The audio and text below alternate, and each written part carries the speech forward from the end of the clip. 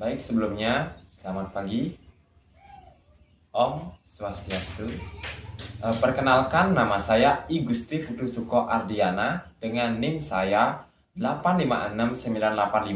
856985272. Di sini saya akan mensimulasikan RPP 12 kelas 3 subtema 2 pembelajaran 5. Baik, sebelumnya selamat pagi, Om Swastiastu, Om Awigenam Astu Nama Sidam, Om Sidir Astu Tat Astu Swaha.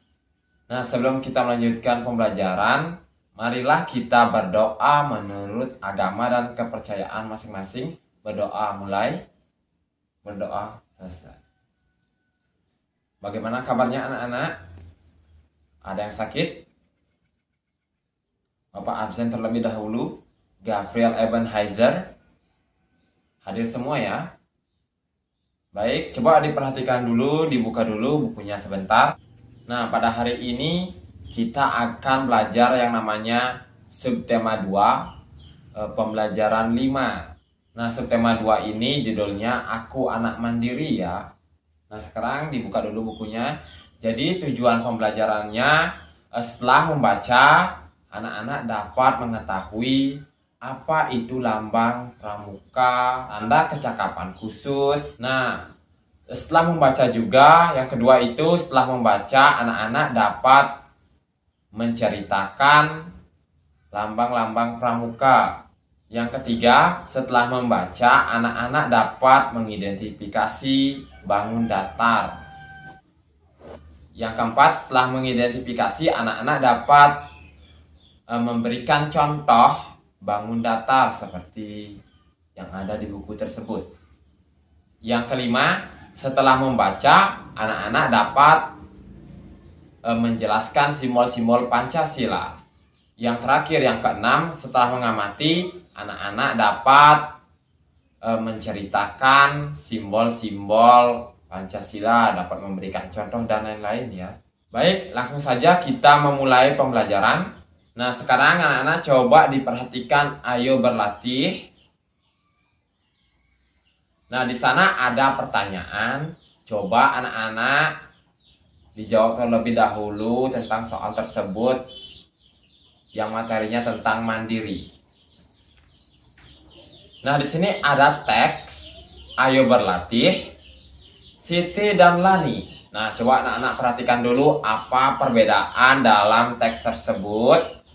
Perbedaannya apa? Coba dikerjakan terlebih dahulu.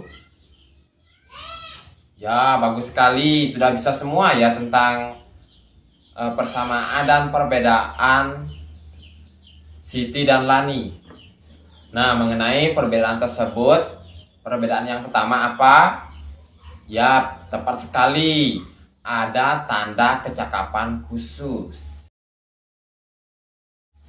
Jadi tanda kecakapan khusus itu tanda yang ada di dalam pramuka. Artinya seseorang yang bisa menguasai suatu hal. Misalnya tanda kecakapan khususnya memasak. Jadi di lengan baju ini ada tanda kecakapan khususnya. Dan satu lagi perbedaannya ada di tanda jabatannya ya. Nah, sekarang coba diperhatikan, ayo mengamati, di sana ada bangun datar ya.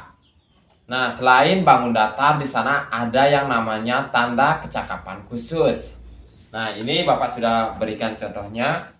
Nah, ketika kita melihat tanda kecakapan khususnya, yang ada di pikiran kita pasti ternyata tanda kecakapan khususnya sama seperti bangun datar. Ada yang tahu bangun datarnya bukan apa?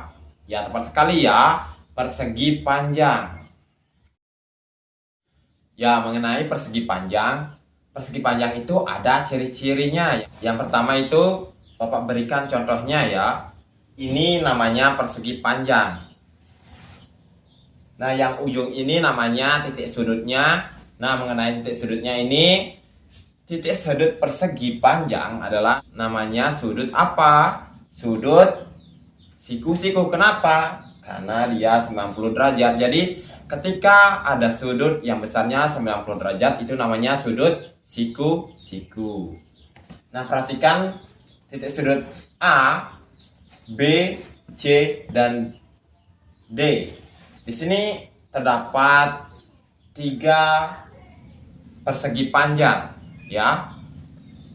Yang ini, ya, bagus sekali.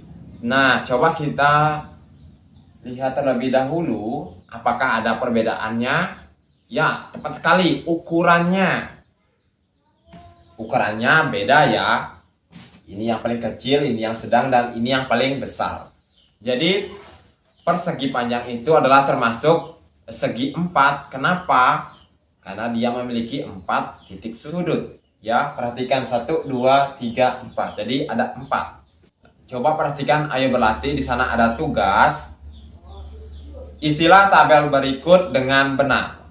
Jadi tugasnya mengisi tabel dengan tepat ya. Sesuai dengan lambang-lambang dan bunyi Pancasila. Perhatikan di sini ada bintang, rantai emas, pohon beringin, kepala banteng, dan padi dan kapas. Nah, ketika kita melihat Pancasila atau lambangnya ini, pasti kita melihat warnanya. Nah, warna yang pertama itu warna putih. Nah, jadi warna putih itu melambangkan kesucian.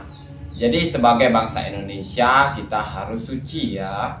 Nah, warna hitam itu warna keabadian.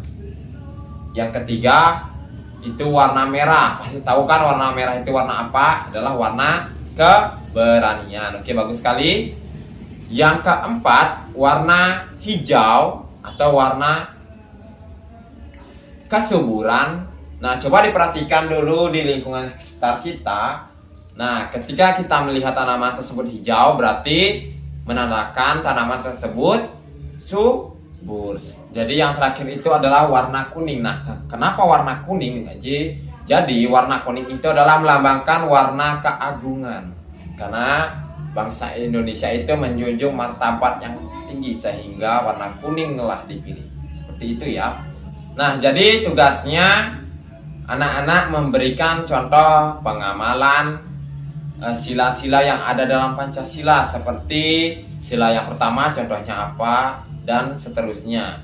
Jadi tugasnya itu membuat pengamalan sila-sila Pancasila dan menyebutkan 2 contoh ya.